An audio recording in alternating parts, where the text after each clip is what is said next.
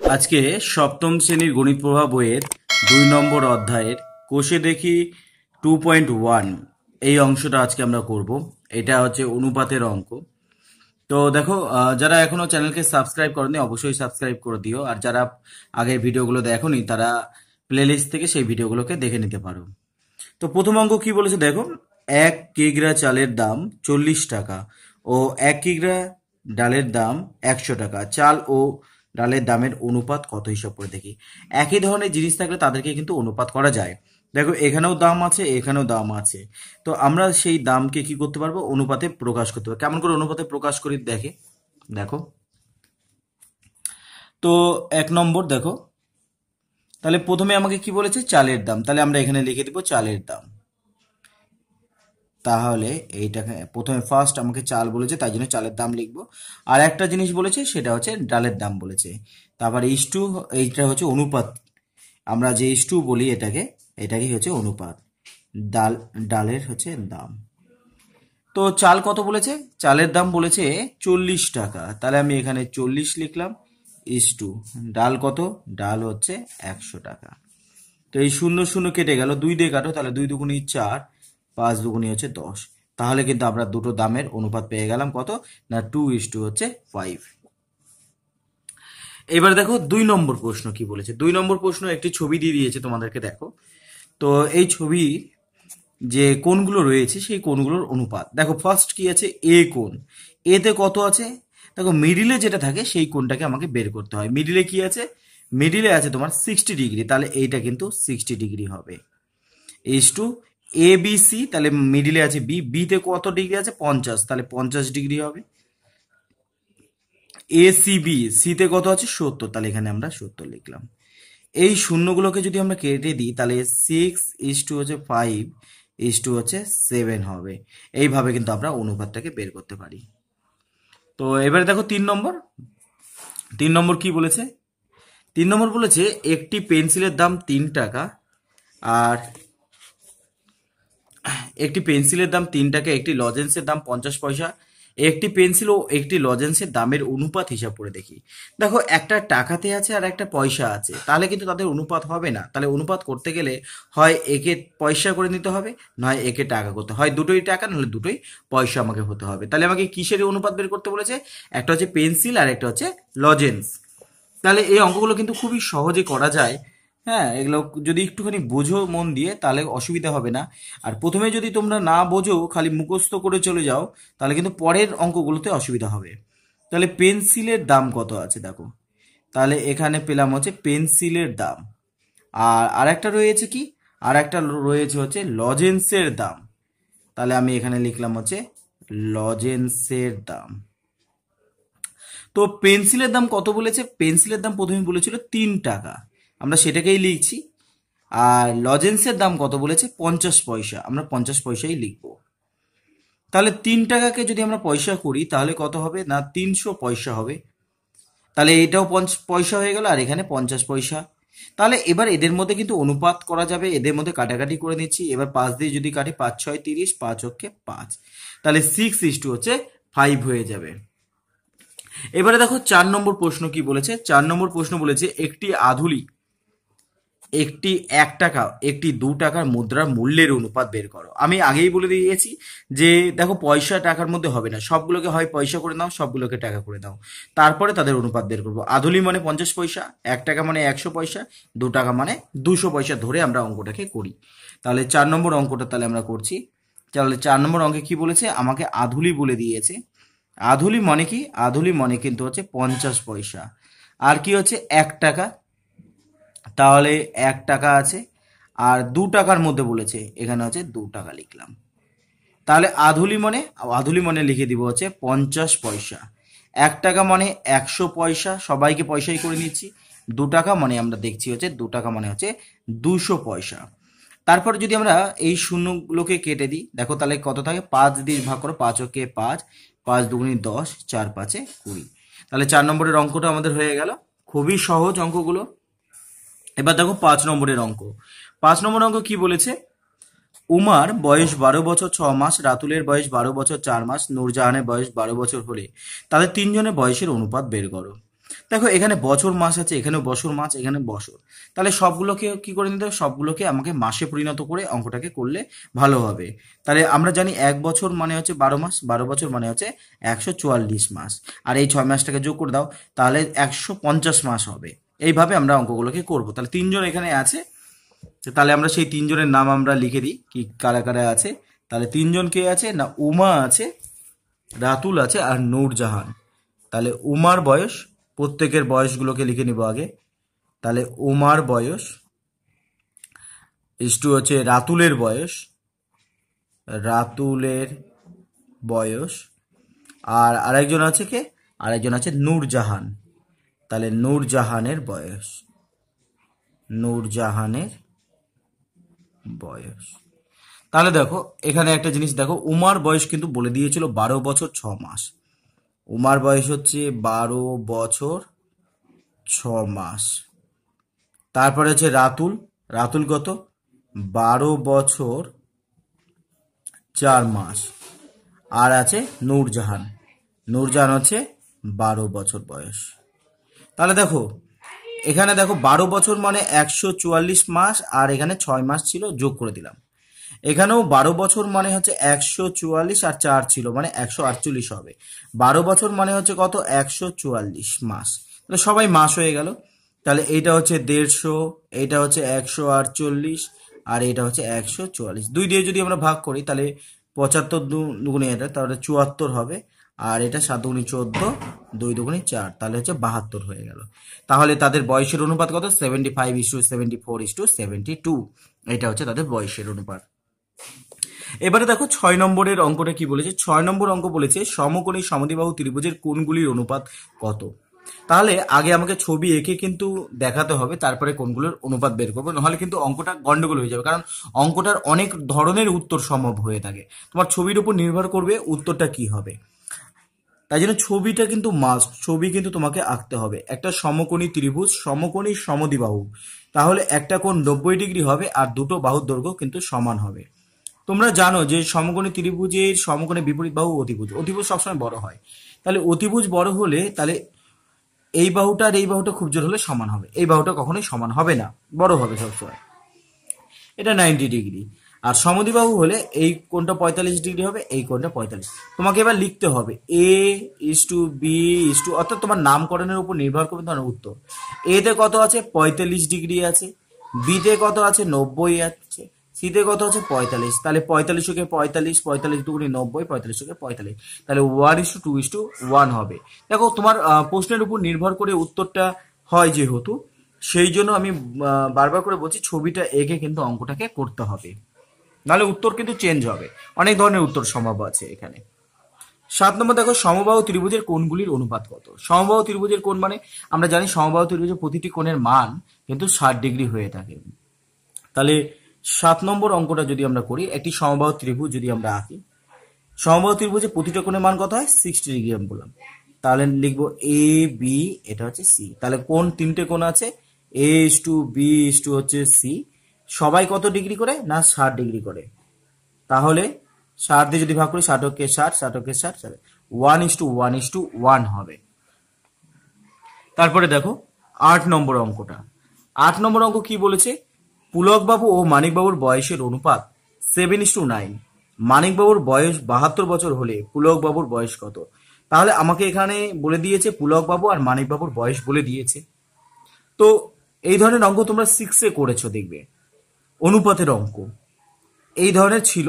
তার মধ্যে দেখো একটাকে বলে দিয়েছে, অর্থাৎ মানিকবাবুকে বলে দিয়েছে। তাহলে আমরা অঙ্কটাকে কিভাবে করতে পারি দেখো, 8 নম্বর অঙ্ক। তাহলে ধরি অনুপাত বলে দিয়েছে, ধরি যে পুলকবাবু আর মানিকবাবুর অনুপাত বলেছে 7:9। তাহলে পুলকবাবু হচ্ছে মানিকবাবু, মানিকবাবু কত বলেছে, 7:9। আমরা কি করতাম, যে 6-এ করতাম যে মানিকবাবুর বয়স 9 হলে পুলকবাবুর বয়স 7, সেটা কিন্তু ঠিক হবে না। সেই জন্য কি করতে হবে আমাদেরকে, সেই জন্য আমাদেরকে একটু আলাদাভাবে করতে হবে, যেটা নিয়ম মোতাবেক যাতে হয়। তাহলে আমরা কি ধরবো, পুলকবাবুর বয়স 7x ধরবো, মানিকবাবুর বয়স 9x ধরবো।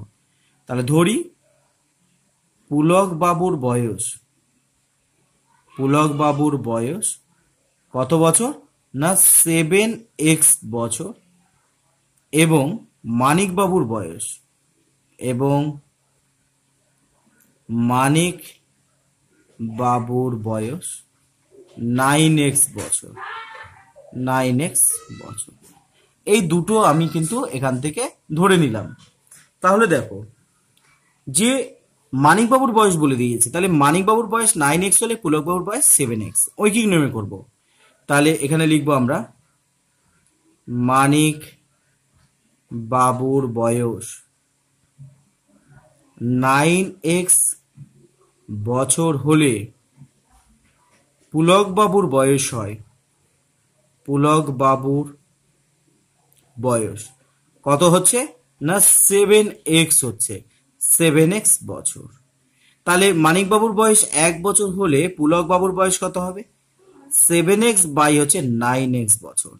আবার এখানে দেখো মানিকবাবুর বয়স বলে দিয়েছে 72 বছর, তাহলে মানিকবাবুর বয়স 72 বছর হলে পুলকবাবুর বয়স দাঁড়াবে তাহলে কত হয়, 7x ইন্টু হচ্ছে 72 by 9x, x R x কেটে গেল, 9 দিয়ে যদি কাটি 8 9 72, তাহলে কত হচ্ছে 7 8 হচ্ছে 56 বছর হচ্ছে। তাহলে পুলকবাবুর বয়স কত দাঁড়াচ্ছে, না 56 বছর। তারপরে দেখো 9 নম্বরের অঙ্কটা কি বলেছে, একই রকম বলে দিয়েছে। দেখো দুটি বইয়ের দামের অনুপাত না 2:5। প্রথম বইটির দাম যদি 32.20 টাকা হয়, দ্বিতীয় বইয়ের দাম কত, অনুপাত বলে দিয়েছে। প্রথম বই আর দ্বিতীয় বইয়ের অনুপাত 2:5। তাহলে আগের অঙ্কটা আমরা যেমন করে করেছি, 8 নম্বরের অঙ্কটা যেমন করে করলাম, 9 নম্বরের অঙ্কটাও কিন্তু সেই একই রকম ভাবে করতে হবে। যে ধরি প্রথম বইয়ের দাম 2x হলে, তাহলে অনুপাত থেকে যখন আমরা কোনো সংখ্যাতে আনবো তখন x ধরে আনবো। আমরা ছোট ক্লাসে করতাম যে প্রথম বইয়ের দাম 2 টাকা হলে দ্বিতীয় বইয়ের দাম 5 টাকা, সেই রকম আমরা করব না, একটু x ধরে করতে হবে। সেটাই নিয়ম, যে প্রথম বইয়ের দাম 2x টাকা হলে দ্বিতীয় বইয়ের দাম হয়, দ্বিতীয় বইয়ের দাম কত হবে, 5x টাকা। তাহলে প্রথম বইয়ের দাম 2x হলে দ্বিতীয় বইয়ের দাম 5x টাকা। তাহলে আমরা ওইটাই লিখবো, ঐকিক নিয়মে করব, একই রকম ভাবে এই পদ্ধতিতেই করব। তাহলে প্রথম বই, কারণ আমাকে দ্বিতীয় বইয়ের দাম বের করতে হবে, তাই দ্বিতীয় বইটাকে আমরা পরে লিখবো ঐকিক নিয়মে, তো জানোই যেটা বের করতে হয় সেটা পরে লিখতে হয়। যেমন এখানে পুলকবাবুর বয়স চেয়েছিল, তাই পুলকবাবুর বয়সটাকে পরে লিখেছিলাম। তাহলে প্রথম বই এর দাম 2x টাকা হলে দ্বিতীয় বইয়ের দাম 5x টাকা হয়, দ্বিতীয় বইয়ের দাম হয় কত টাকা, না 5x টাকা। এইভাবে আমরা অঙ্কটাকে করব। এইবারে দেখো কি হবে, যে প্রথম বইয়ের দাম 1 টাকা হলে দ্বিতীয় বইয়ের দাম নিশ্চয়ই কম হবে, তাহলে কত হবে, 5x বাই হচ্ছে 2x। আবার দেখো তোমাকে প্রথম বইয়ের দাম বলে দিয়েছে কত, 32.20 টাকা, তাহলে দ্বিতীয় বইয়ের দাম কত হবে, তাহলে 5x ইন্টু হচ্ছে 32.20 বাই কত, বাই 2x। উপরে x আর নিচে x কেটে যাবে, দশমিক তুলে দেওয়ার জন্য নিচে কিন্তু দুটো শূন্য বসাতে হবে, কারণ এখানে দুটো ঘর আছে, দুটো শূন্য বসিয়ে দিলাম। এইবারে দেখো উপরে একটা শূন্য, নিচে একটা শূন্য কেটে গেল। আমরা 2 দিয়ে যদি কাটি একে, 16 দুগুণে 32, 2 ওকে 2। আচ্ছা তাহলে এবার গুণ করে দাও, 5 দিকে গুণ, 5 ওকে 5, 5 16 80 বাই কত, 10। একটা শূন্য যদি থাকে তাহলে দশমিক কিন্তু বাম দিকে এক ঘর সরবে, তাহলে 80.5 টাকা হচ্ছে দ্বিতীয় বইয়ের দাম দাঁড়ালো। আশা করি তোমরা বুঝতে পেরেছো। এইবারে দেখো আবার আরেকটা অঙ্ক দিয়েছে, একই রকমের অঙ্ক দিয়েছে। দেখো বৃত্তের পরিধি ও ব্যাসের অনুপাত 22:7, যে বৃত্তের ব্যাসার্ধের দৈর্ঘ্য 2 মিটার 1 ডেসিমিটার, সেই বৃত্তের পরিধি হিসাব করে দেখি। তাহলে আমরা পরিধিকে 22x ধরবো, ব্যাসকে 7x ধরবো, এটাই নিয়ম। এরভাবে তোমরা ডাইরেক্ট করলেও অসুবিধা ছিল না, কিন্তু নিয়ম মেনে অঙ্কটাকে করার চেষ্টা করতে হবে। তাহলে 10 নম্বর অঙ্ক, তাহলে ধরি বৃত্তের পরিধি 22x ডেসিমিটার হলে, একক কিন্তু দিতে হবে, ডেসিমিটার হলে ব্যাস কত হবে? ব্যাস হবে 7x ডেসিমিটার। এইরকম ভাবে কিন্তু এককটাকে আমাকে লিখতে হবে। এবার দেখো বৃত্তের ব্যাস বলে দিয়েছে, বৃত্তের ব্যাস কত বলেছে সেটা আগে লিখে নিচ্ছি আমরা। বৃত্তের ব্যাস আমাকে বলে দিয়েছে 2 মিটার 1 ডেসিমিটার। 2 মিটার 1 ডেসিমিটার মানে হচ্ছে 21 ডেসিমিটার দাঁড়াবে, এত ডেসিমিটার। তাহলে দেখো আমাকে কি বের করতে হবে? পরিধি। তাহলে ঐকিক নিয়মে যখন লিখবো পরিধিটাকে পরে লিখবো, ব্যাসটাকে আগে লিখবো। তাহলে আমরা লিখবো এখানে বৃত্তের ব্যাস, বৃত্তের ব্যাস 7x ডেসিমিটার হলে, ডেসিমিটার হলে পরিধি কত? 22x ডেসিমিটার হলে পরিধি, পরিধি হচ্ছে 22x এত ডেসিমিটার। এবার দেখো বৃত্তের ব্যাস যদি 1 ডেসিমিটার হয় তাহলে পরিধি কত হবে? 22x by 7x decimetre. এখানে বৃত্তের ব্যাস কত? 21 বলে দিয়েছে, তাহলে 21 ডেসিমিটার হলে পরিধি কত হবে? তাহলে 22x ইন্টু 21 বাই হচ্ছে 7x, x আর x কেটে গেল, একে দিয়ে 3 সাথে 21 মানে 66 ডেসিমিটার হচ্ছে পরিধি দাঁড়ালো। 66 ডেসিমিটার মানে হচ্ছে 6 মিটার 6 ডেসিমিটার, 6 মিটার 6 ডেসিমিটার। এইভাবে কিন্তু আমাদেরকে অঙ্কগুলোকে করতে। এবার 11 নম্বর দেখো, আমাদের সপ্তম শ্রেণীতে 150 জনের মধ্যে 90 জন, ষষ্ঠ শ্রেণীতে 140 জনের মধ্যে 80 জন অঙ্কন প্রতিযোগিতায় নাম দিয়েছে। অনুপাতে প্রকাশ করে দেখি কোন শ্রেণীতে প্রতিযোগীর সংখ্যা বেশি। কোন শ্রেণীতে প্রতিযোগী বেশি আমরা দেখব। তাহলে আমরা সপ্তম শ্রেণী আগে বের করে নিই। তাহলে 11 নম্বর দেখো, তাহলে ফার্স্ট আমরা সপ্তম শ্রেণী ধরে নিচ্ছি। সপ্তম শ্রেণী, সপ্তম শ্রেণীর মধ্যে ছাত্র কতজন ছিল? মোট ছাত্র আর প্রতিযোগীর অনুপাত বের করে নিই। তাহলে মোট ছাত্র ইস্টু হচ্ছে প্রতিযোগী, প্রতিযোগী। তাহলে কতজন ছাত্র ছিল? সপ্তম শ্রেণীতে ছাত্র ছিল 150। 150 জনের মধ্যে প্রতিযোগী কতজন ছিল? প্রতিযোগী ছিল হচ্ছে 90 জন। আবার দেখো এইবারে দেখো ষষ্ঠ শ্রেণী নিয়ে পড়বো, দেখি ষষ্ঠ শ্রেণী। ষষ্ঠ শ্রেণীতে দেখি এবার মোট ছাত্র, মোট ছাত্র ইস্টু হচ্ছে প্রতিযোগী, প্রতিযোগী। এখানে কতজন ছিল? এখানে ছিল 140 জনের মধ্যে 80 জন, 140 জনের মধ্যে 80 জন। তাহলে এবার দেখো, এবার যখন আমরা অনুপাতে প্রকাশ করছি এই 0 0 কেটে দিচ্ছি, তাহলে এখানে 15 ইস্টু হচ্ছে 9 হলো, এখানেও 0 0 কেটে দিলাম, এখানে 14 ইস্টু হচ্ছে 8 হলো। তাহলে এখানে দেখো 15 জনের মধ্যে 9 জন, এখানে 14 জনের মধ্যে 8 জন। এবার বড় ছোট আমি বের করবো কেমন করে? বড় ছোট বের করতে গেলে আমাকে যে কাজটা করতে হবে সেটা হচ্ছে এই যে 14 আছে, 14 দিয়ে একে গুণ করে দাও। 14 দিয়ে যদি আমি 15কে গুণ করে দিই, তাহলে এই 14 দিয়ে এই পুরোটাকে গুণ করছি। দেখো 14 দিয়ে যদি গুণ করি উভয়কেই, তাহলে 4 5 20, 0 হাতে থাকে 2, 4 4 5 6, 4 15 60, মানে 15কে 15, 0 5 11 1 হাতে 1 2। তাহলে এখানে 210 দাঁড়ালো 14 দিয়ে গুণ করলে। 9কেও 14 দিয়ে গুণ করতে হবে, তাহলে 4 9 34, 6 হাতে 3, মানে 10 11 12, তাহলে কত হবে? 126।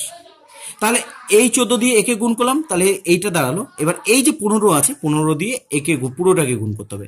তাহলে 14কে 15 দিয়ে গুণ করো, তাহলে 5 14 কত? 5 14 70, 14কে 14, 0 7 8 9 10 11, 1 হাতে 1 2, তাহলে এটা হচ্ছে 210 হবে। এবার 14 দিয়ে কি করতে হবে? আমরা 15 দিয়ে গুণ করছি, এই 15 দিয়ে কি করবে? 8কে গুণ করে দিতে হবে। 8 15 কত? 120। তাহলে এখানে দেখো প্রতিযোগী ছিল 210 জনের মধ্যে 126 জন, এখানে প্রতিযোগী 210 জনের মধ্যে 120, মানে এই যে মোট ছাত্রকে সমান করার জন্য আমি এই গুণটাকে করলাম। তাহলে এই যে 14 দিয়ে এই দুইজনকে গুণ করলাম আর 15 দিয়ে একে আর একে গুণ করলাম। তাহলে এবার দেখো দুটোর মধ্যে 210 জন আছে, তাহলে কতজন প্রতিযোগী ছিল? সপ্তম শ্রেণীতে প্রতিযোগী বেশি ছিল, মানে 126 জন ছিল। দেখো 210 জনের মধ্যে 126 জন, তাহলে আমরা বলতে পারি সপ্তম শ্রেণীর প্রতিযোগী সংখ্যা বেশি ছিল। তাহলে সপ্তম শ্রেণীর প্রতিযোগী বেশি ছিল, প্রতিযোগীর সংখ্যা সংখ্যা বেশি ছিল। তাহলে আশা করি তোমরা অঙ্কগুলোকে বুঝতে পেরেছো। যদি অঙ্কগুলোকে বুঝে থাকো তাহলে তোমাদেরকে আমি একটা হোমওয়ার্ক দিচ্ছি, অবশ্যই তোমরা চেষ্টা করবে, বাড়িতে পারবে অবশ্যই। এ বি সি এর ত্রিভুজ এ বি সি এর কোণ এ 80 ডিগ্রি সমান সমান 80 ডিগ্রি, কোণ বি সমান সমান 50 ডিগ্রি। তাহলে A is to B is to C এর অনুপাত বের করো। আজকে এই পর্যন্ত থাক, এর পরের দিন নতুন একটি অধ্যায় নিয়ে আলোচনা করব। ধন্যবাদ। Subscribe my channel PKB Math.